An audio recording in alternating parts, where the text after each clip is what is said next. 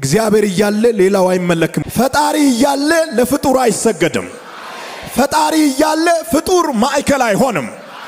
ፈጣሪ እያለ ፍጡር መሃል ላይ አይገባም። ፈጣሪ ብቻውን ይመለካል። ፈጣሪ ብቻውን ያድናል።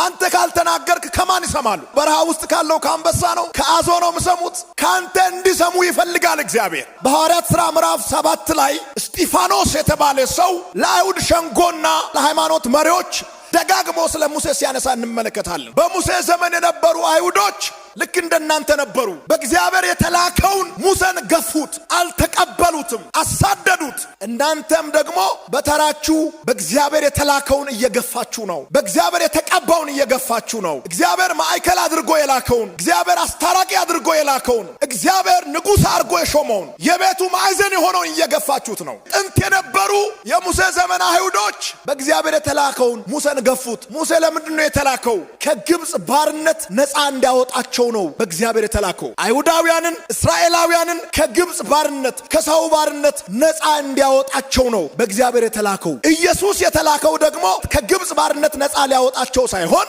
ከኃጢአት ባርነት ነፃ ለማውጣት ነው። ከኃጢአት ባርነት ነፃ ለማውጣት በእግዚአብሔር የተላከውን ገፋችሁት። ፊት ለፊታቸው ላይ ቆሞ ነው የምናገረው። አደባባይ ወጥተን የምናወራው እውነት አለን። ሳትወድ በግድ ዞረ ትመሰክራለህ። አንድ ሰው ጮኸ አሜን በል። አስቀድሞ አይሁዳውያን ሙሴን እንደናቁትና በኋላም በሲና ምድረ በዳ እንዳመጹበት ሁሉ አሁንም ደግሞ የዘመኑ አይሁዳውያን ክርስቶስን ንቀዋል፣ በእርሱ ላይ አምፀዋል። በዮሐንስ ምዕራፍ 5 ቁጥር 46 እስከ 47 ማየት ትችላላችሁ።